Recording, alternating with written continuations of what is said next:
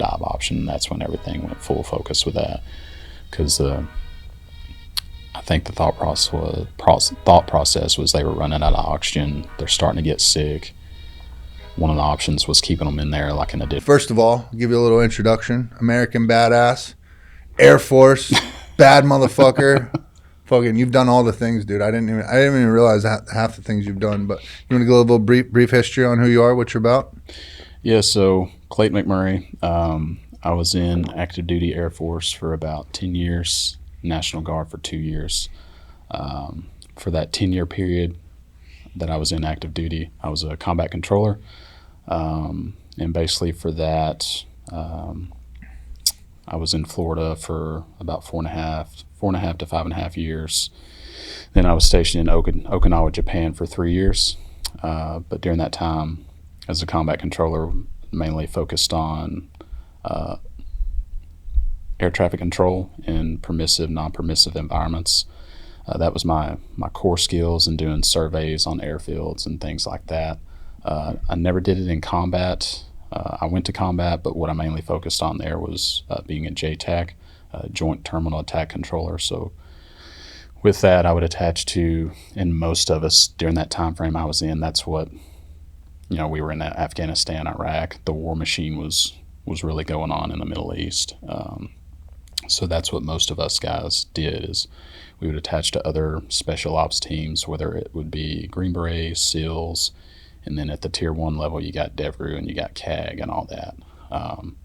But we would attach to those teams, and we would go out. And for me specifically, the way most of the time it worked is when we would start getting shot at, we would be in a self-defense situation, and then I would start coordinating with aircraft, and I was the guy on the radios talking to the aircraft, directing airstrikes on enemy positions and things like that. Did two 6-month deployments doing that, and that's when I went to Okinawa, Japan. Big mission change there. For me, it wasn't necessarily what I thought I was going to be doing or what I had signed up to do originally, but it's just how it is. It's what the AO, what the unit requires and everything. So needs of the military. Yeah. And so that's where I got my unique experiences though. So I was able to attach to another special forces team and assist with the security detail with Trump during his first term. I did that twice, and I was on the you just learned this earlier, but the Thai K rescue in 2018, I was on that, helping out with that. Our team was on alert and everything, and we responded to it, and we were the American military team that was there that helped out with that. So it was pretty cool. Hell yeah. What is it like, first of all, you do your military time, but what is it, do you have any idea that you're going to end up being a guard for Trump at any point? Like, do you know that's coming down the line, or is that just a surprise call one day, like, hey, you're getting tasked on this? So that's when we were in Okinawa. My specific team was on alert, and when we're on alert, we're also tasked with potentially helping the other special forces team that we had down the road. And whenever they had to go do something, if they needed to pull extra bodies, like from us combat controllers or pararescue men or special reconnaissance guys, like us guys that were on alert at our squadron would go over and help them out. And it just that's just the way the cookie crumbled. At that specific time, I was on alert, and that's what they needed whenever Trump was doing his summits throughout Asia.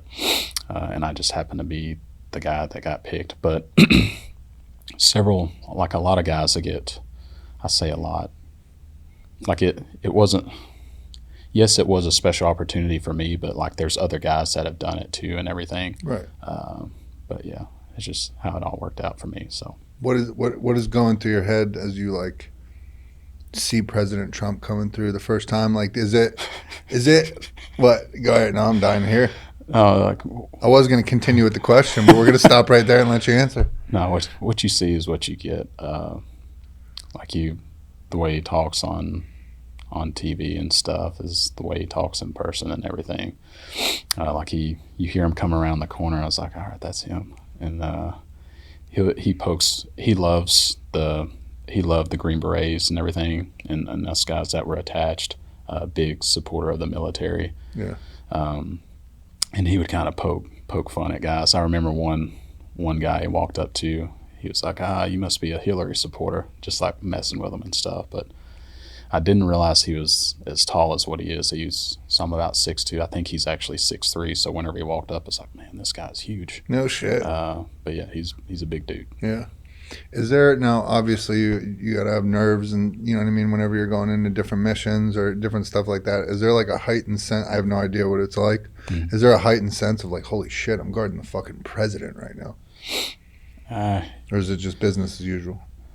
A little bit of both, because it's like, yeah, man, this is kind of cool. I'm guarding the president, and you're in the motorcade, so you know how you see on the movies the long line of vehicles and stuff. You know, we rode out to Air Force One and everything, and it's just kind of like, man, this is kind of cool. Yeah, there's got to be that moment where you're like, holy shit, it's a movie shit right here. Yeah, that's what it was like, but then it all happens, and I don't know.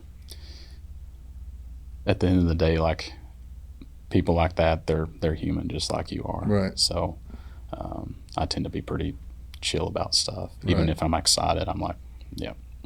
So, right. Well, that's how you're supposed to be in those situations, for sure. Yeah. I was talking to another buddy of mine, Sean Johnson. He's Rogan's guard and and Alex Jones's trainer. And when I first met him in person, it was just by happenstance. We knew each other on social media, but crossed paths in Austin. Mm-hmm. And he was sitting there with Alex, and I didn't want to draw any attention to Alex. I absolutely know who he was, but I went up and like said what's up and all that, and didn't really pay much mind to Alex. And I think Alex was a little taken back by that. Either he's not used to it, or I don't know if he was a little offended. And I was like, sir, I absolutely know who you are. I'm just trying to be nice and not trying to be kind and not draw a bunch of attention to you in liberal Austin right now. And Shawn was just like, that's when I knew, like, you get it. You get it. And so not acting all amped up just because you're seeing somebody big or they have a big name or anything like that. Go ahead. Yeah, that's how that's how I've just approached situations like that before. Because just putting yourself in somebody else's shoes that's like got a big name, a big following, or famous like that, it's like, man, I'm sure sometimes they're like, man, I just want to be treated like a normal human. Mm-hmm. So I try to, whenever I've had those, I guess, opportunities or have been in situations like that, it's like whenever Trump came up to me, I was like, hey, appreciate it, sir. Just shook his hand like a man, and that was it. Yeah. Hell yeah. So you and I originally connected on social media, right? Yeah. I'm trying to think. Yeah, so you were posting about the 6 p.m. Monday men's group meetings around the campfire, and I seen it, and I was like, because I had followed, it's Sasquatch Fitness, right? Squatch, yep. Squatch. I'd been following them. I was like, man, this is a cool gym. I'd like to go up there sometime and just check it out. And then I seen you posted. I was like, and I just commented. I was like, I like this with the handshake emoji.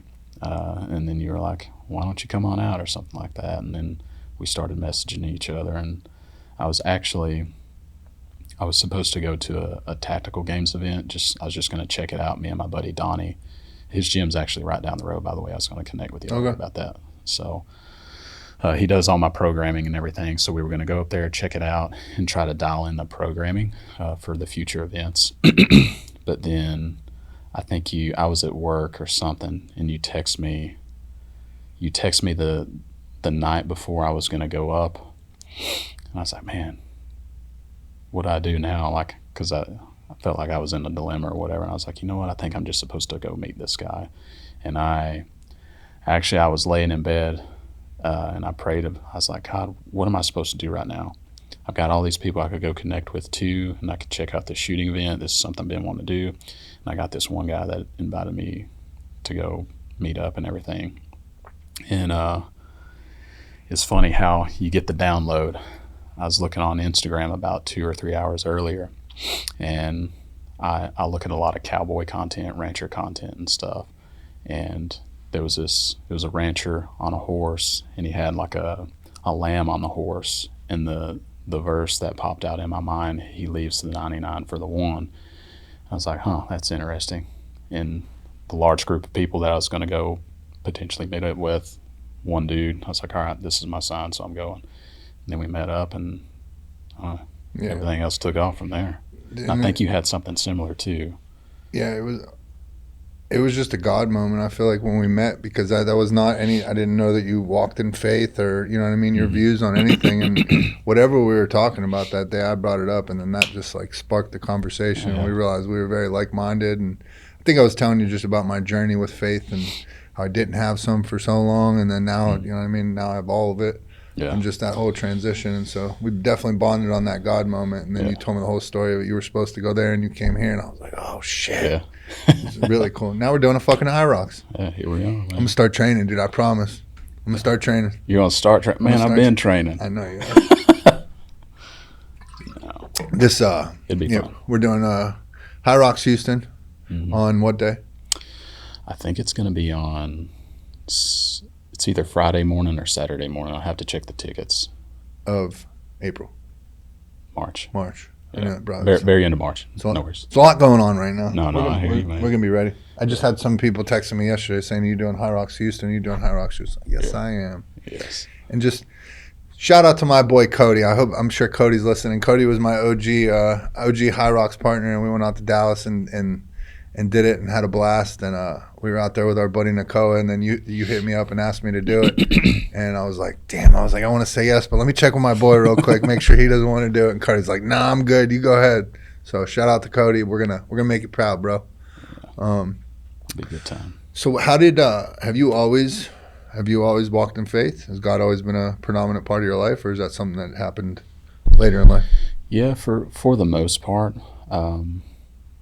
For me, like, just big picture, the way my faith has gone is it started when I was very young, and it's been like a slow burn, whereas some people like, you'll see social media personalities where they live their life this way, and then all of a sudden it's like wham, they're just this all about Jesus and stuff, and it wasn't that way for me. But I had always believed, but it's been a constant. In my mind, I'm imagining like a bar graph. It's just increase. But yeah, I guess growing up, my family life with my mom and dad.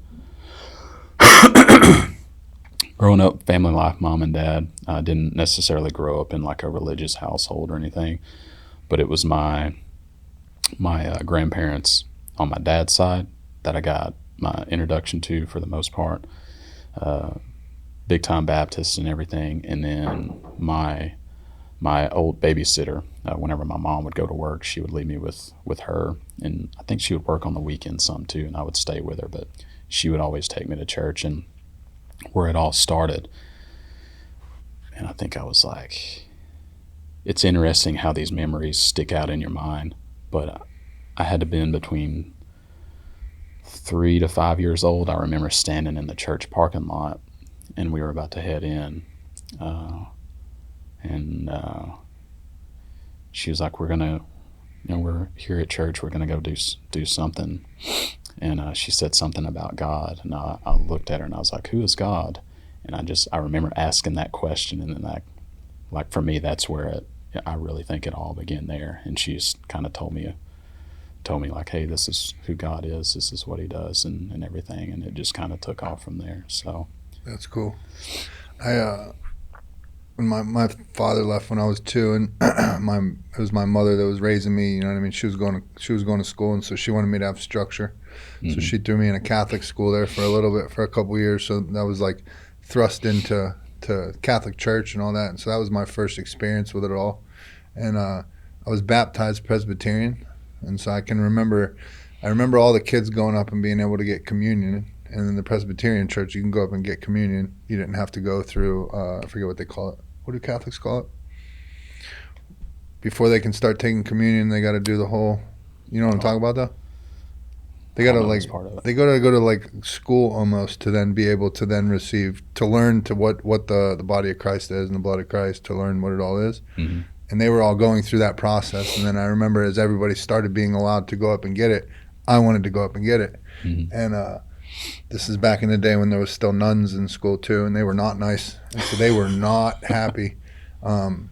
and I ended up talking to one of the priests, and he was really, really cool. He was into boxing, he was a cool ass dude. And he sat down and just had a normal conversation with me, and he's like, "Do you understand what the bread is? Do you understand what the wine is?" And we talked about it, and he's like, "Yeah, you're good. Go up and get it." And I would go up, bro, and every nun would just sit there and like mean mug me and like take it out on me later in the day that I was going up and getting that. And I just wanted to take part with everybody else. And so my first church experiences and stuff like that weren't, you know what I mean, the best. Yeah. But you know, I think my life happened the way it definitely needed to be and led me back right when I needed to be. And now I know without a shadow of a doubt, God is very, very real every day in my life. For sure, man. That's cool. So what are you up to now? Post military? What's life look like now for you? Yeah, so I'm out here in San Antonio. I've got my day job. I say day job. I work at night, do night shift work, and then I started my own business on the side, distributing water ionizers. It's Kangen water, the Kangen water machines that some folks may or may not know about. They're starting to get bigger and bigger and bigger, more popular. And now, just recently, starting that business. So before I even started it, I was like very closed off to the world, very to myself. I still had social media and everything, but I was always a very private person. But because that is in the business side, tends to be in the network marketing realm. Mm-hmm. You have to go out and meet people. Mm-hmm. So it's like, oh man, here we go. So I started doing it and everything, and ultimately that is how I met you. Because if I wouldn't have started this business, I wouldn't have got on social media. We wouldn't have met each other. You're doing content now, dude. Yeah, it's starting to get a little bit more popular too. But yeah, do that, and then probably 5 months ago, I started posting more. Maybe 6 months ago, I started posting a little bit more about like guns and stuff. Started bringing my background into my social media presence, and then it started leading into people wanting me to teach them how to shoot. Not something I ever really thought I would be doing or expected to be doing, but fast forward 5-6 months later, I've started to make a business out of that now, and I've got my first range day event where I'll be instructing people coming up February 14th on Valentine's Day. So good day for it. What's that? The couples bonding experience right there. I try to make a post like marketing that. I think I got 1 or 2 people like that coming out. So hell yeah. Yeah. Going back to your military time, just to kind of paint a picture of what it was like for you. Mm-hmm. Like, can you take, just to let people know that I have no idea like what you did or anything like that, can you take it back to a mission or anything like that would paint a good picture of what a soldier like you would go through on a mission? So specifically the missions that I was on, man, there's so many different ways that they could go. But I thought you were going to hit me with, I'm not allowed to talk about it. No, I'll talk about it. There's some things I don't. Right, obviously. Yeah. But a typical mission, so for those, I was mainly attached to Special Forces teams, and Special Forces specifically being Green Berets. And I worked with a MARSOC team, a Marine Raider team now, one time. But yeah, I mean, mainly Green Berets. But I was the air guy, and because you're Air Force and you're working on the team, automatically the thought process is anything aircraft related is yours, in which I preferred it that way, being on the team too. If there's any, say you're back at home base and there's any type of, say it's a smaller one and there's no established airfield or anything like that, any helicopters or anything like that coming in, even fixed wing, like planes, fixed wing aircraft coming in, sometimes certain guys would have to go out and control those too. So they would do that air traffic control piece. I was mainly at the smaller bases, and whenever I wasn't at a smaller base, there was already an air traffic control tower in place, so I never had to deal with any of that stuff. But say we get a mission, sometimes they can happen immediately, like a deliberate, I'm forgetting all my terminology. Right. But say a mission drops, like, explain it to them like that. These are people that know nothing about the military, so throw all the acronyms and everything out. So say like a target of opportunity comes up. and you got to go out like immediately. I've had that happen one time where fighting season. It was like the day of fighting season. It was my first deployment, 2014. It had kicked off. I think I was behind my computer doing stuff, and we had an aircraft overhead, unmanned aircraft. It was being controlled by someone else, but I could see the feed and I could talk to them on the radio. And we were following somebody.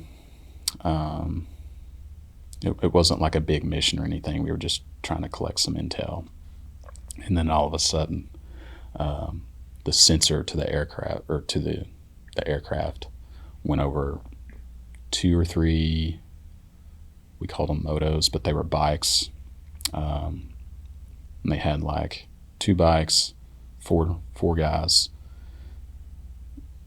PKMs and RPGs, and it was like whenever we saw that, it was like go time. And I forget how the escalation went, but basically it was like, we're going out, whatever you have on.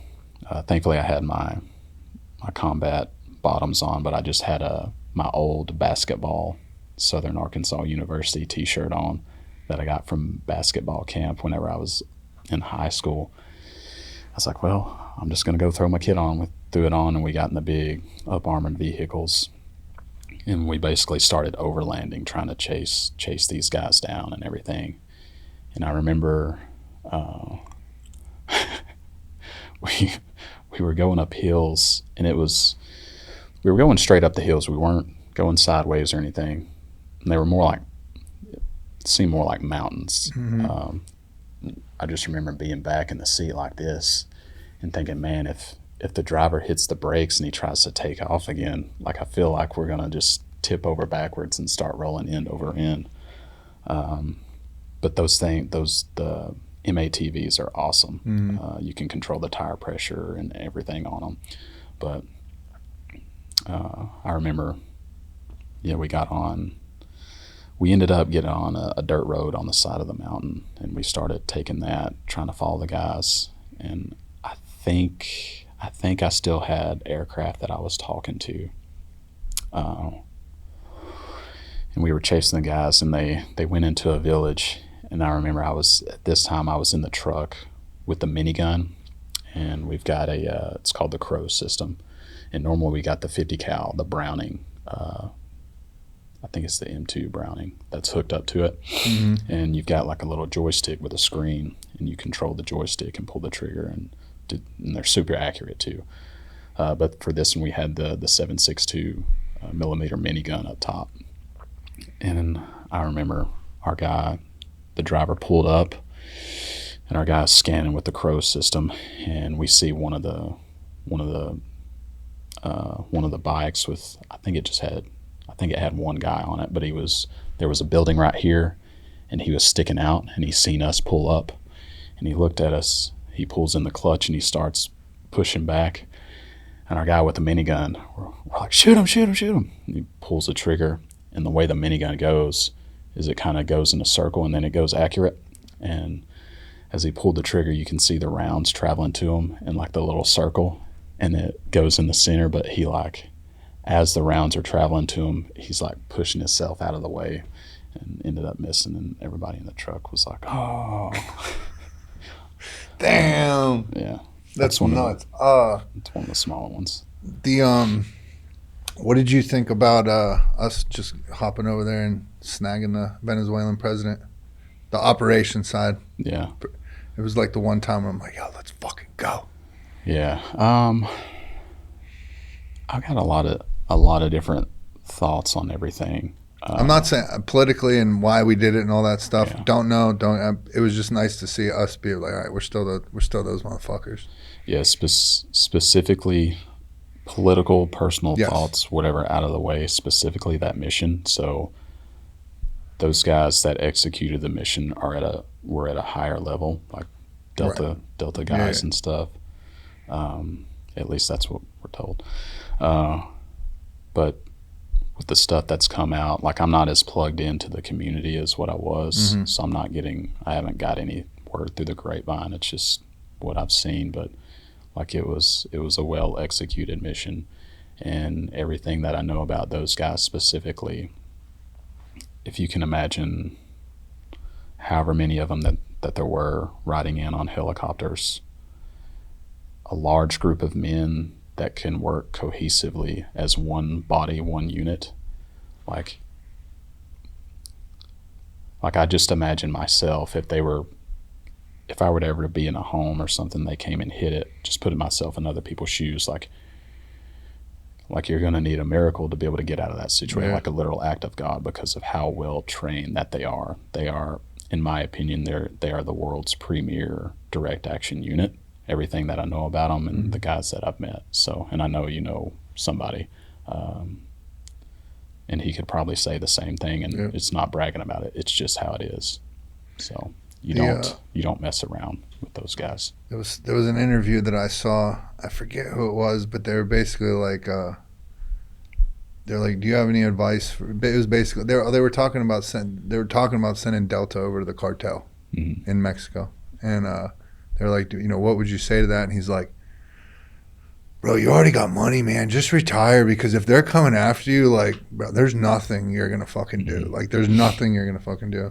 Yeah. And just hearing the accounts of like how fast it happened, the amount of violence, how quick it happened, they took that shit down and we're back out of there and home in under 2 hours or whatever. I'm probably getting the specifics wrong, but I don't know. It was just made me proud to be part of the military again.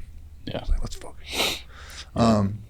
I can remember sitting down with you the very first time we talked, and you were telling me all about the water business and all that, and I was like, man, how did this dude go from special forces in the military to water? Not that it's anything bad, it's just where did your interest in water come? And you ended up telling me a little bit deeper of a story than what I was expecting. Yeah. I'm not sure if you're comfortable opening up about that, but if you were, I'd love to hear it, because it burns a little bit deeper than just water. Yeah, and it, even for me, as I was, just to add more context to that, just from my standpoint, like, a guy with my background, I just kind of thought about it 10,000 foot view, like a guy with my background going into a water business, it just seems like a little strange, even for me. And I felt uncomfortable doing it, because I was like, man, I start having those thoughts. What are my former teammates going to think? I'm becoming some water guy. But after I seen what the water does, I was like, I don't care anymore.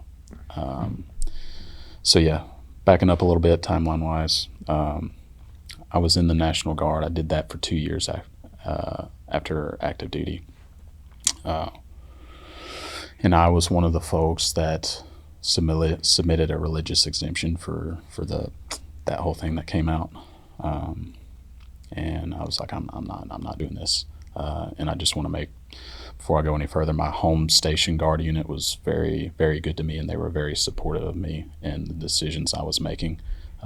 So I was thankful to be a part of that specific unit. But I walked through it wasn't anything heavy at the schoolhouse I was at when I was learning the new job in the National Guard and everything, but certain people in positions of leadership would talk completely different to the people that had gotten the shot versus the people that didn't want to get it. And man, it's like I really do not want to be a part of this anymore. But fast forward about 2 years later, August of 2024, I've got a Berkey water filter, and I noticed buildup on the bottom of the spout and everything. I was like, man, I don't think this is really doing what it's supposed to be doing. And I was already for a while, I'd been, trying to do as much stuff on my own as I could to make my health better and everything, because I know being in the military, doing the stuff that we did, and you're just exposed to a lot of things and things that you don't even know about. So it's like, all right, if I want to live a long life, like, I got to clean up my diet and everything. And then, Berkey water filter, that whole thing. And I guess Instagram must have heard my thoughts, or knowing me, I was talking to myself. I'm like, oh, this water is junk, Berkey water filter. And then a distributor of the water machines that I distribute now popped up on my Instagram feed, and I followed her. And then in her story, she was posting about it. And I was like, one day I'm going to reach out to this person and, figure out these things are all about, and ended up connecting. And she started sharing information with me about it. I was like, man, I think I may just actually get one of these one day. And then 2 weeks later from us, I think it was 2 weeks later from us connecting, my brother ended up having a stroke. His entire carotid artery was blocked off. And from what I understand, he was having the myocarditis issues. Well, I'd come to find out, I had known he had got the vaccine. Mm-hmm.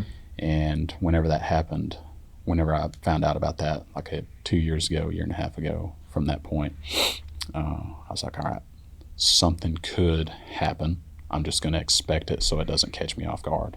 And then things happen. But yeah, massive stroke, blood clots, all the key signs and symptoms of all that. So I started. Just out of curiosity, at any point did you or your family, did a doctor ever come forth and actually say, like, yeah, this was most likely caused by? A doctor in the traditional medical system never said that. However, later on down the road, I had found probably 6 to 8 months later, she'd be fine with this. Her name's Dr. Moika Renaud. She's originally out of, I think, Austria, but she moved over here. Came over here and was experiencing a bunch of health issues. So she was trying to recover her health because of what's in our food, what's in our water here.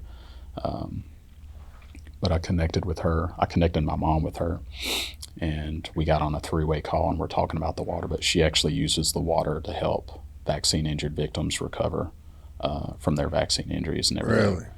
Yeah. Water. Mm-hmm. And ended up from that point. So I'd bought the machine for myself, but I bought it for my brother too. But I didn't know.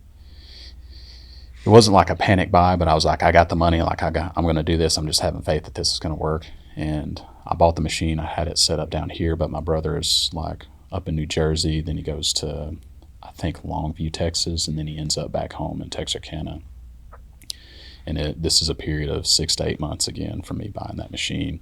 He's moving around, and I didn't know how I was going to get the water to him. And then we got on the phone call together, and I ended up, I was finally able to kind of talk my mom into being okay with everything. And we ended up buying him a machine. I made my mom a distributor account just in case she ever wanted to like do it on the side, and kind of like I was doing. And I paid for the machine, had it sent back home, and then he was still in the traditional medical system as far as care and everything. So we couldn't really, the 2 doctors involved were not okay with us setting up the machine.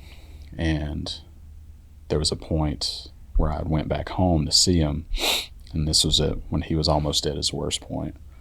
And I start looking at the water spouts that they're giving him water through. They make his medicine with or give it to him or whatever. And you know how most sinks will have like some sort of mini filter on the bottom that'll screw and unscrew? Mm-hmm.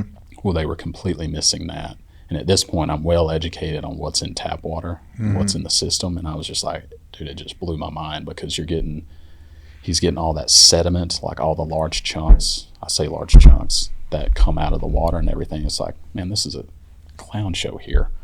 And I was upset by the time I left. And then I want to say maybe 2, maybe 3 months later, I can't remember exactly. I think he had another episode, another stroke or something, but he basically coded, and they brought him back to life. And I remember my mom being upset, and was saying like, hey, we don't even know if he's going to fully recover, and it's just, I'm paraphrasing here, but inhumane to keep him going. So they ended up, I think it was between my mom and his wife, ended up putting him on comfort care and everything. And I think they were pumping him with morphine and stuff, basically doing what they needed to do to let him pass away peacefully and not let him go through this stuff anymore. But I remember I was like secretly praying that, man, I hope he makes it through it somehow. And my brother, I've got 3 older brothers, and this one, he's like a fighter. He doesn't like give up on anything. And he didn't pass away. So I was like, yes. And at that point, it was just crazy because my sister-in-law, his wife, was asking me about being a pallbearer and everything, and attempting to potentially make arrangements to come home and whatnot. And he ended up making it out of it, and started coming up with a plan to get the water hooked up in his home. And they put him on hospice care. And honestly, like, as soon as he got out of the traditional medical system and he got on hospice care and was able to be home, his health slowly started to improve. Really? Just from that. Like, it's just one of those reinforcing factors. Like, I will avoid the hospitals at all costs if I can. I know there's some great things that they can do, but especially whenever it comes to administering medicine, like, I'm cool. I'm good. I'll find another way.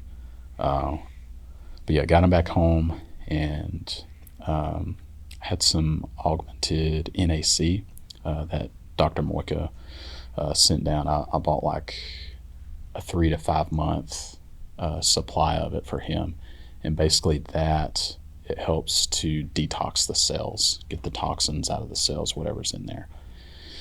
So it's giving him that, and then we finally got the water hooked up for him.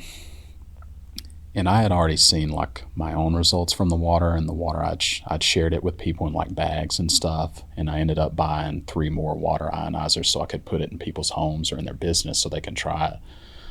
It's just my conviction with it. I was like, man, this stuff works and people need to know about it. But with his situation, I was still a little bit skeptical because of how heavy, like, where he was. Right. And keep in mind, he's been in a near vegetative state this entire time.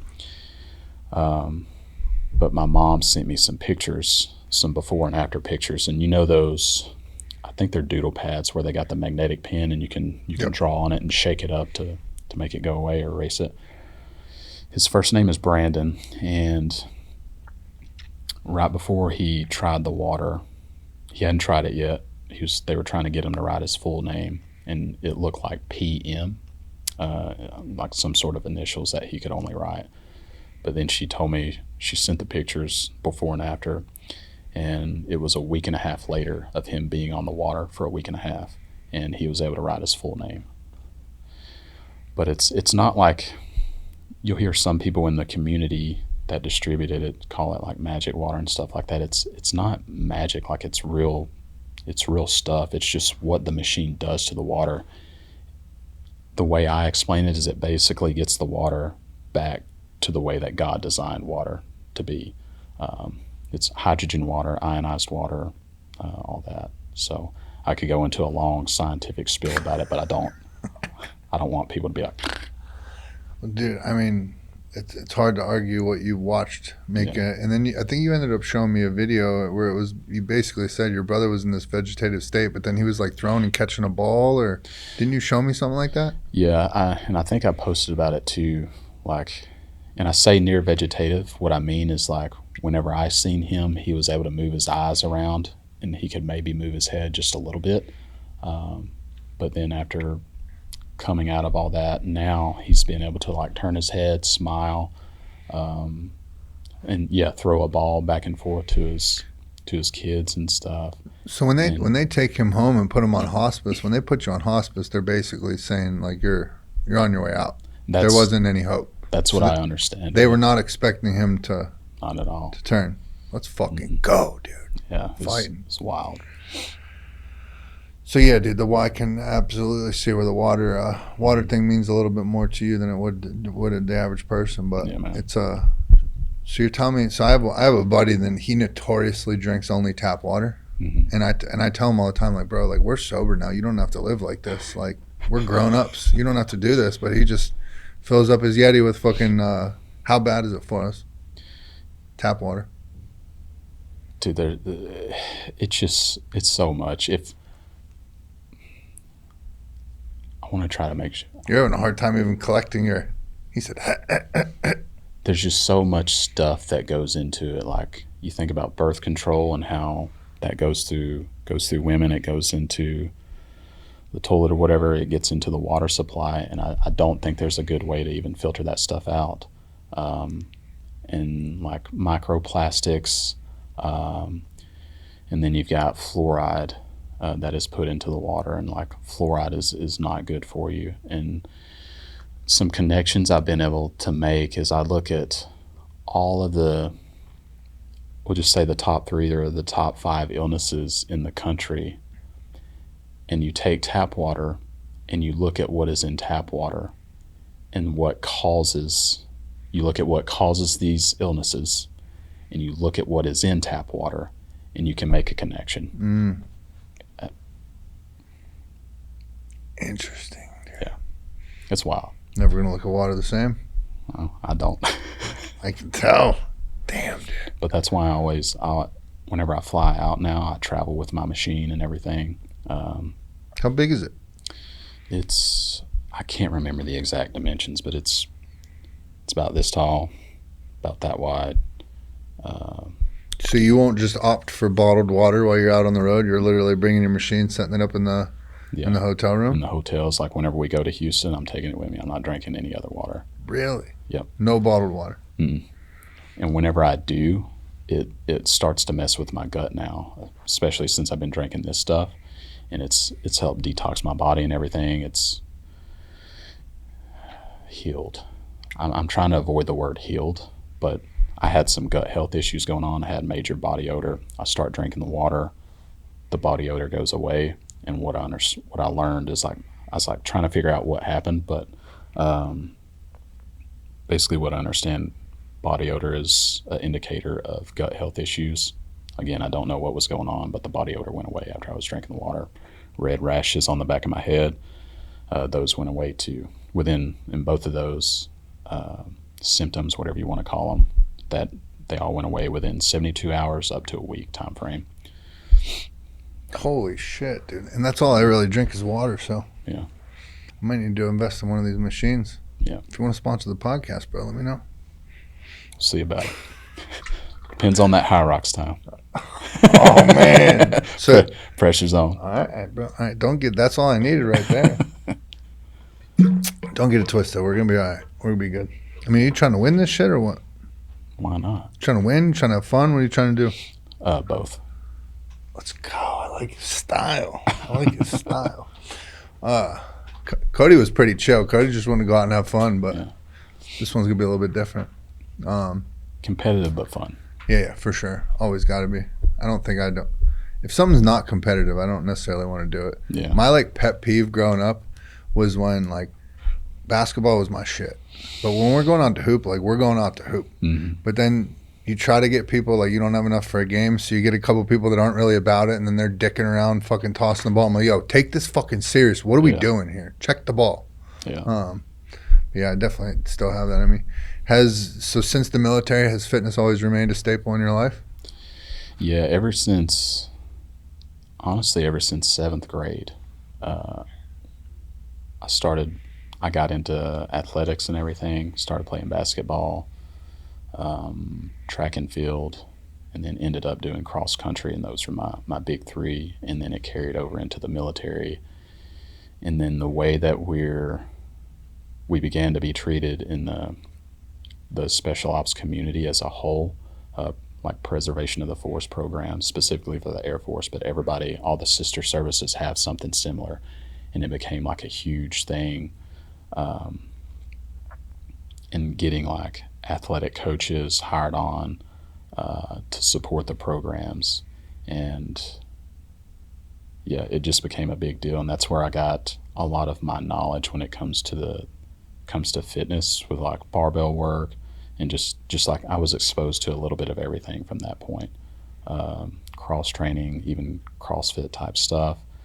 That's where everything just kind of branched off for me. And then I got out, and I just really liked barbell work a lot, and the CrossFit type workouts is what just appealed to me. Once as I got later on in the years, it just gave me that all around conditioning that I was looking for, and being living kind of like that operator type lifestyle in a mission. The only thing I found that it supported that. The only thing I really found that I needed more long distance running. So supplementing that in. But then now you have all this hybrid training, like with like high rocks and everything, and you're still missing.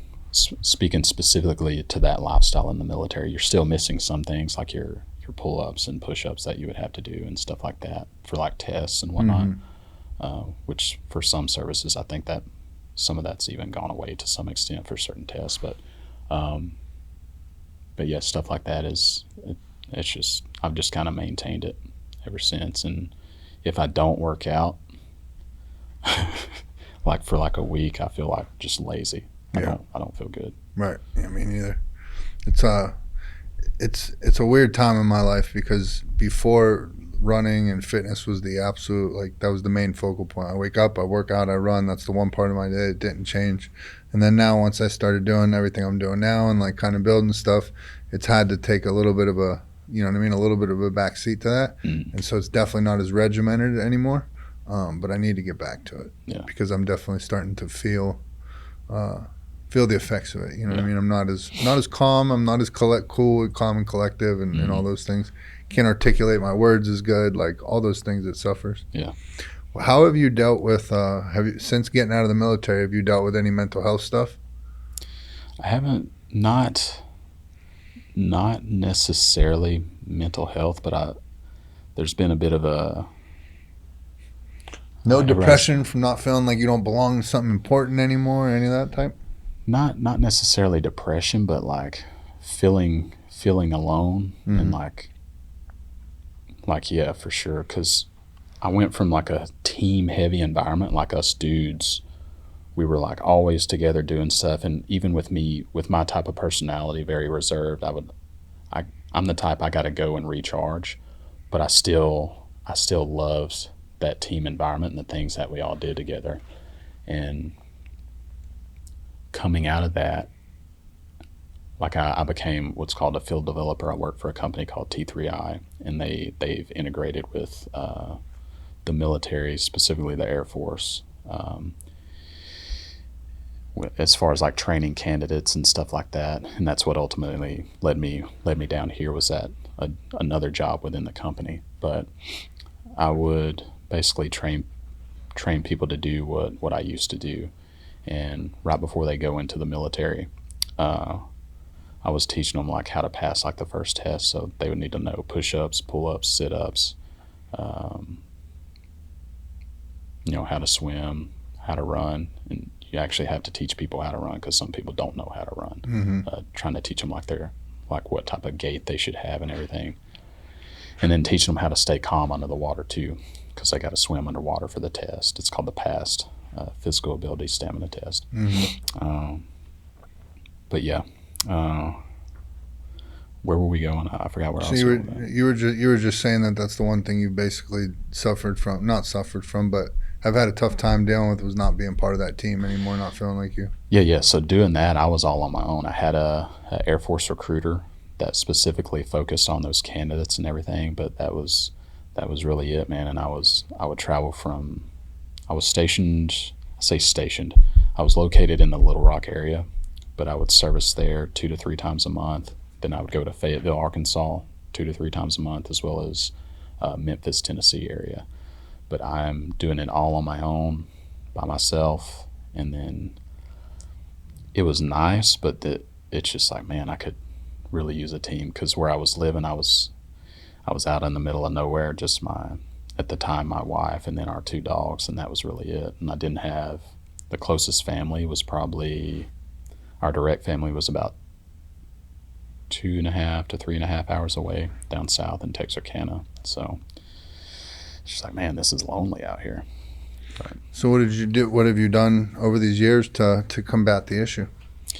So coming out of that, moving down here to San Antonio definitely helped with it, because I became the water confidence coach. So field developer, that's what I was doing. The students or candidates go to basic training, and then their next stop was at the time it was called SWIC, the Special Warfare, I think, candidate course. But whenever they came to that, I was the lead water confidence coach for that. So you had me plus 6 other swim coaches ranging from like a D1 to D3 collegiate swim background. And then, so in a way, I kind of had a team there. And then I had the other active duty instructors, which I knew some of those guys. Some of them I was at specific units with and everything, specific squadrons. So that's what helped with me a lot there. And then I switched to my other job that I do at night, and like I don't hang out. A lot of us don't hang out in that job. Some do, some don't, but I'm always really to myself and everything. But just coming out here overall, I was able to get in an environment where I had more people around. And now, since last March, I think it was March, met my buddy Donnie, and with us two, we've been walking parallel in life with things that we've gone through and whatnot, and in business and everything. And me and him have just been like, just walking things out together. And I've been meeting more people, and honestly, starting the water business is what kind of like continued everything going on. And I've just been meeting all these people and stuff, and it's just been like, man, this is wild. Right. But it's really cool. I don't think I just came to this realization recently that I think a lot of what I'm trying to build, like everything's community based. Yeah. And it's not like anybody ever gave me that idea. I don't know why I was drawn towards that, but like as soon as I started doing this, there's never been one time where this was like an individual pursuit. Mm-hmm. And everything that I talk about with the community of people that come around is like we all rise together. Yeah. The better you do, the better we all do. You know what I mean? We're only as strong as weakest link, all the cliches. Yeah. And I don't think I ever really thought about it, but then I go back to the military and what I have back there, and you know what I mean? Like all the coolest times in my life, I've been part of some sort of a team. Yeah. You know what I mean? Whether it was sports growing up or tight-knit group of friends, the military, all that stuff. And I think that's me trying to kind of recreate that, and then also be able to talk about those same values that I learned there and give it to other people. Yeah, for sure. And that's why I think, you know, I talked about it on a show earlier where it's, you know, for me, it was never okay. It was never the goal just to get sober. Like once I got sober, it was like, all right, now what? Yeah. Like, now what the fuck are we doing? And for a lot of people, I think in my world, it's just like getting sober is the goal. Mm-hmm. And then they hit that goal and it's just like, all right, we're normal people now, where it's like, fuck that. Like, yeah. I'm going to channel this fucking energy somewhere. I still had it all when you know what I mean? I put a tremendous amount of energy into getting high every day. I still got it all when I get out. So yeah. Whether that's with a team or through running or the gym or whatever, I got to get it out. Dude, that's what the water business, you're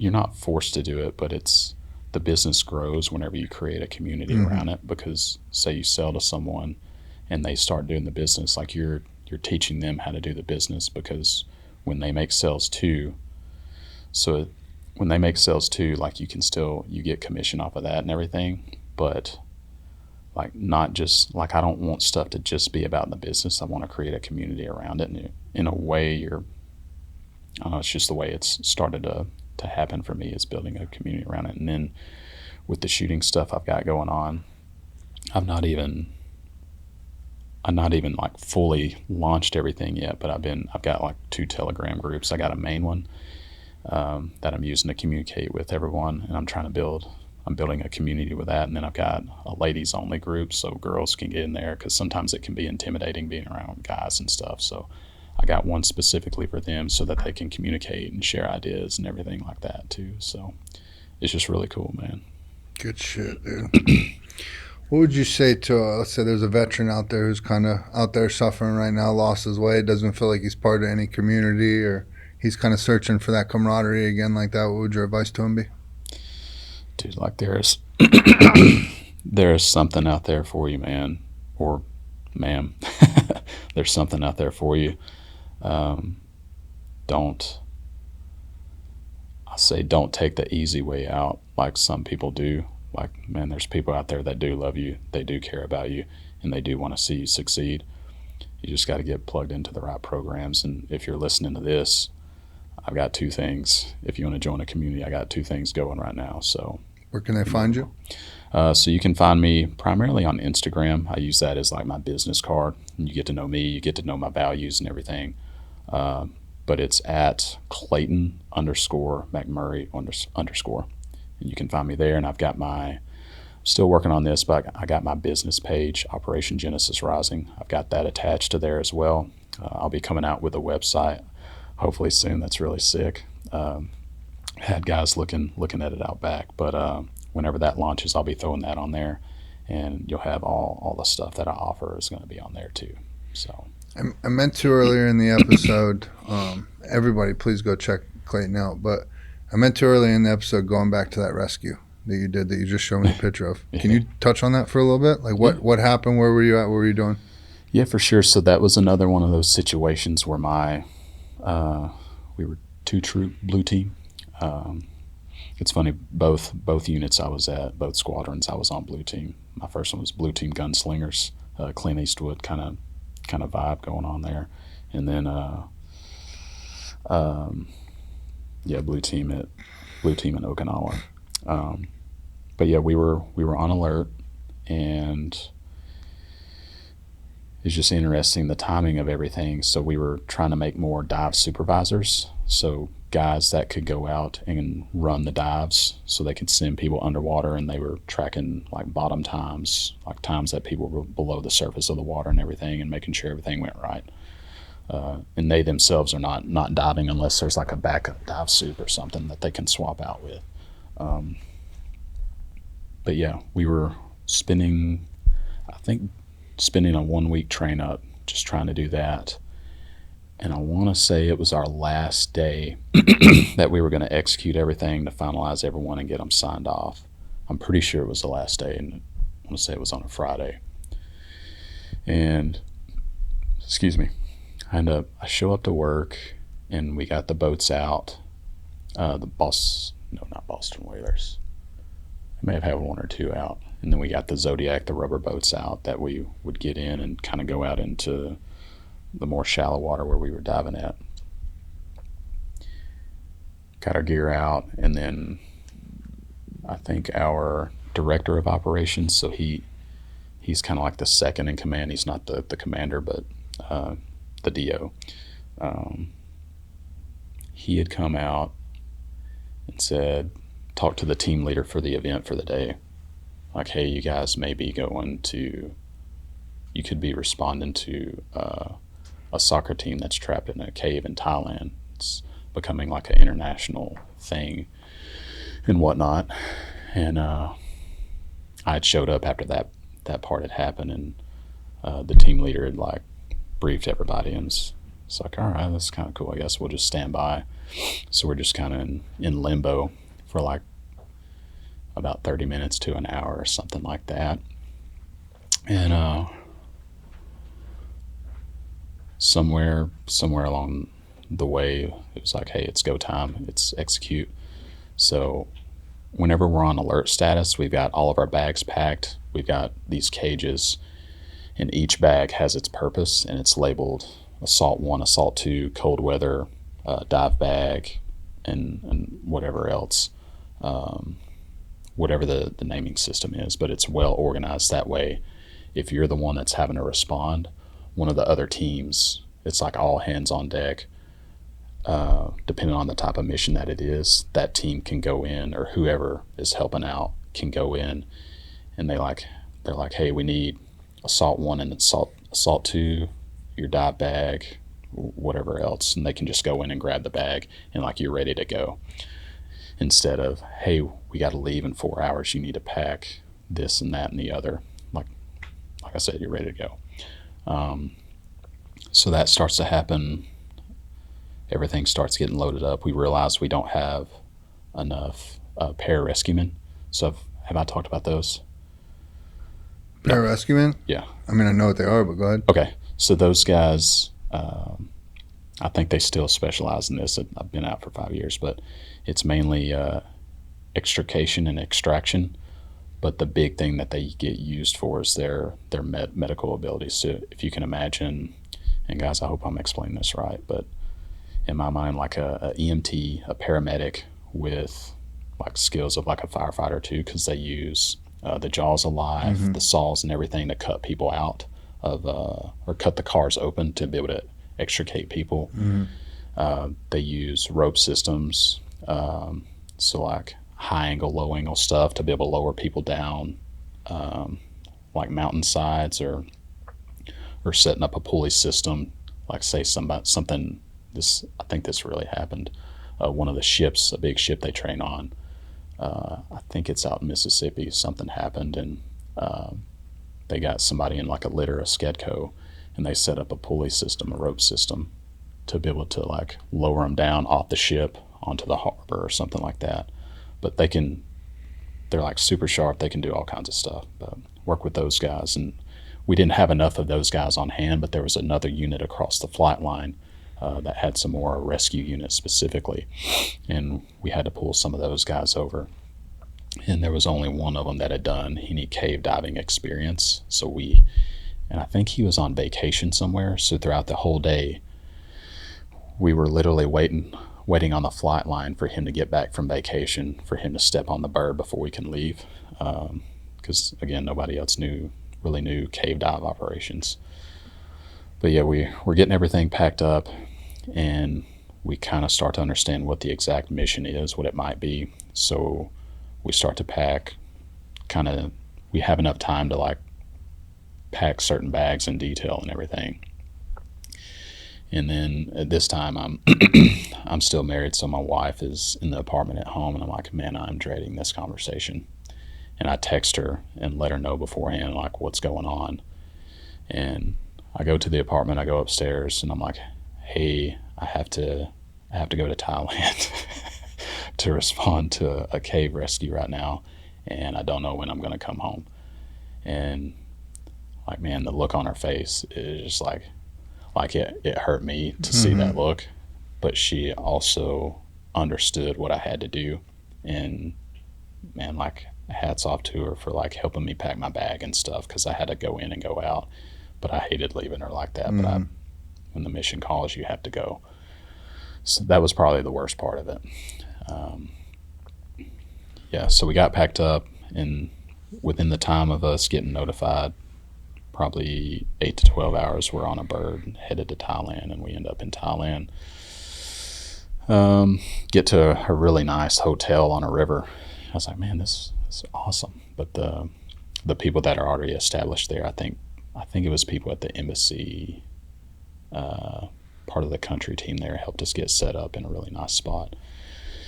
The next day we get our gear together and we go out to the cave site. And I'm just thinking this is going to be like something small or whatever, but it was like an actual international thing going on. You're seeing camera crews running around from different countries, and there's like food vendor stations everywhere from the local populace coming together to try to help out and everything. And you're also seeing religious stuff, so like Buddhism, I think it's Buddhism is big there. So you're seeing that the culture on full display, all the praying and stuff going on. I was just like, man, this is wild. But the thing that most people don't realize, before we even considered the dive option, where our part was coming in as combat controllers, we were going out on the side of the mountain. So it was a soccer team, 13 individuals trapped in the cave. It was one of the players' birthdays, and the coach, took them out to celebrate. They went in the cave. Well, I think it was a monsoon or something that came in, and it didn't come in directly over the cave from what I understand, but the way the water table is and the surrounding geography, whenever it started raining, all the rain goes to that cave. And they were pretty far back in the chambers, and it started to flood. And I think they tried to run out, but they couldn't make it to the turn where it didn't flood anymore. And they had to run back and just hold up in one of the chambers. I think it was specifically chamber 9.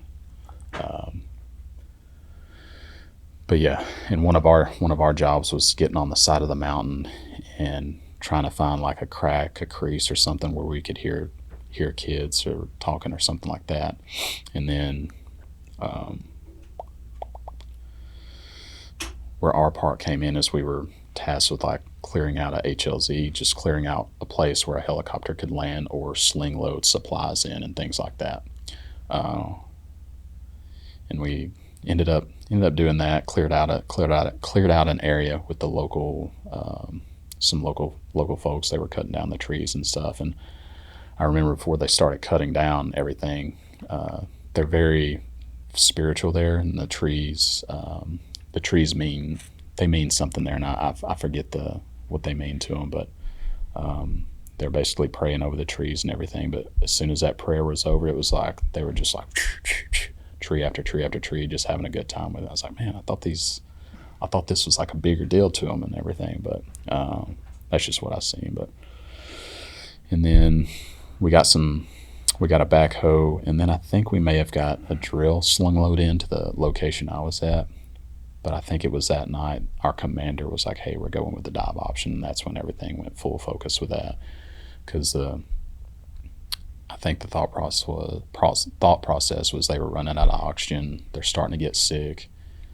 One of the options was keeping them in there like an additional 4 months. And with everything that was starting to happen, it's like they're not going to survive if they stay down there that long. So we went with the dive option, and I'm giving you a fast-forwarded version of this, but the big part that the U.S. played, from what I've seen, was like the mission planning piece, being able to bring everyone together to execute the mission. Mm-hmm. When it came to the dive portion, the British cave divers were they were spearheading that, and they did awesome.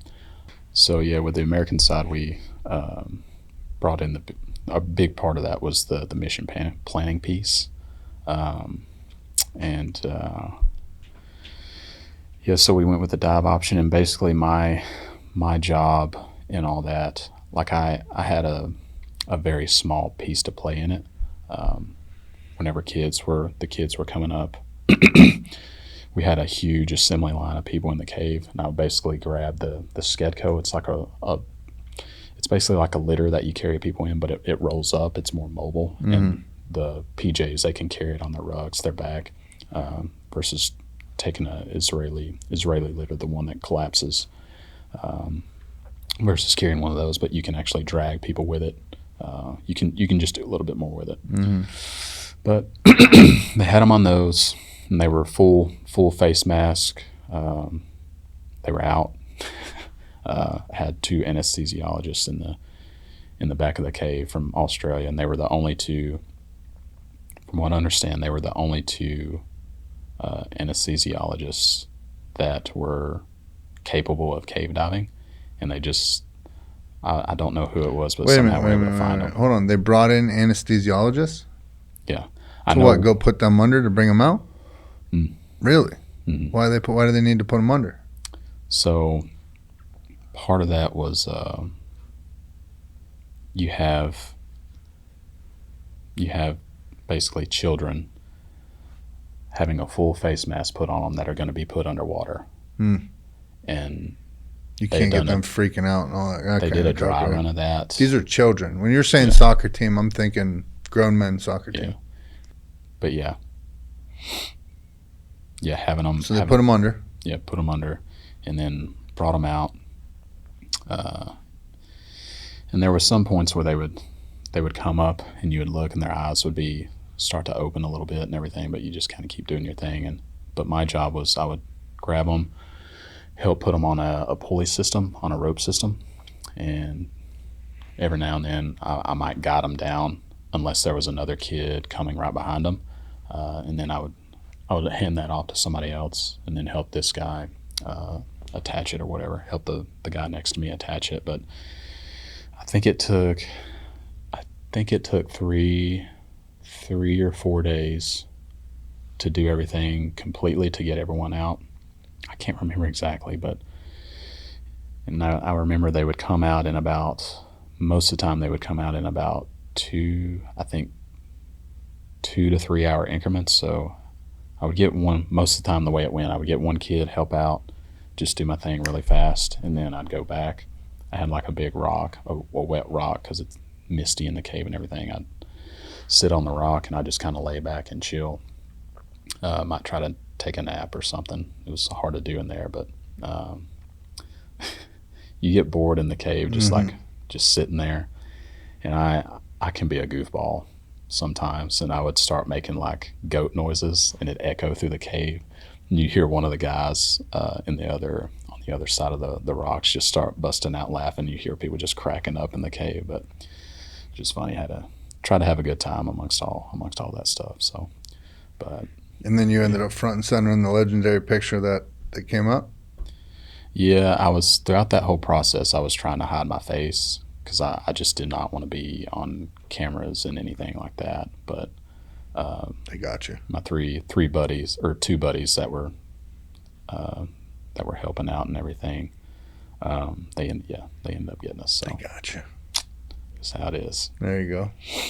Well, dude, I appreciate you opening up and giving people a glimpse into what Special Forces life is like and doing a bunch of badass shit. Opening up about your brother, dude, and I hope he continues to improve as much as humanly possible. Appreciate it. I've always been connected with my brother, but a lot closer with my brother nowadays than I have been in the past because of the life I led. And so just thinking about that, and dude, thinking if anything ever happened to him. So you got my heart, man. For real. Sure, man. I appreciate it. So just to bring up the episode, to end on a high note, hypothetically speaking, you are walking out for the UFC Heavyweight Championship of the world tonight. What is your walkout song? That one badass song that you're going to walk into that octagon and wreck shot. What is it? Man, that's a good question, Shawn. It's my favorite one. Oh, If it's Pink Pony Club, bro, it's Pink Pony Club.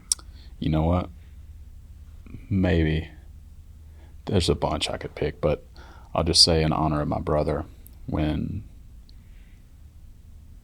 he used to go out to play basketball, they had the run out song. You know that song "Serious" by Alan Parsons? I have to hear it. It's the Chicago Bulls run out song. Oh, yeah, I just did a video. The classic The one. 96 Bulls theme song? Yeah. Yeah. I just did it. I just did a video. I was announcing the Team I Am Redemption race team, and I did it to the Bulls team. And that was the whole idea. I was like, damn, I want to use this sound. What can I do? And that was the reason I did it. So, outstanding choice. Yeah. Thank you. That might be choice of the day right there. That was a good one. Come on. That was good shit. Well, bro, I can't wait to get down with you in Houston. I appreciate you inviting me. I appreciate you for taking the time. Yeah. Please, everybody, if you want to learn how to fire a firearm the correct way, look up my boy here. And if you want to fix your life and your health, look up my boy here with some water. Brother, I appreciate you very much, man. Thank you. Thank you. All right, almost forgot. The way we like to wrap up the episode, putting you on the spot. Didn't know if you were prepared for this or not, but everybody's gotten to know you a little bit. They've heard some of your story. They've heard some of your experiences. But if you would be so kind and take a look in that camera and throw out a couple I am statements to let the people know who you really are. Now it could be, I am Clayton. I'm a bad motherfucker. I'm an Air Force veteran. I'm a son. I'm a father. Whatever variation that you want it to be. But a couple I am statements to let the people know. So just 2 or 3? Many as you want. 1, 2, 5. Don't matter. Put you on the spot. My fault. No, it's all good. And looking in the camera. Mm-hmm. All right. My name's Clayton McMurray. I'm a veteran. Oh, man, you really got me on the spot with this You're a one. waterologist. You're a firearms instructor. You're a fucking combat controller. You're all the things.